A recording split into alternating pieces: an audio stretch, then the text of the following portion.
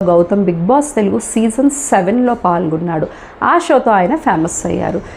Big Boss season 7లో ఒకసారి house నుంచి eliminate అయ్యి సీక్రెట్ రూమ్లో ఉండి అశ్వత్థామ 2.0గా హౌస్లోకి రీఎంటర్ అయ్యారు. హౌస్ నుంచి బయటకు వచ్చాక చాలా ట్రోల్ అయ్యాడు గౌతమ్. బిగ్ బాస్ సీజన్ 8లో వైల్డ్ కార్డ్గా రీఎంటర్ అయ్యాడు. 0 ఎక్స్పెక్టేషన్స్తో వచ్చిన గౌతమ్ ఫస్ట్ వీకే ఎలిమినేట్ అవ్వాలి. కానీ మణికంఠ సెల్ఫ్ ఎలిమినేషన్ వల్లనే గౌతమ్ సేవ్ అయ్యాడు.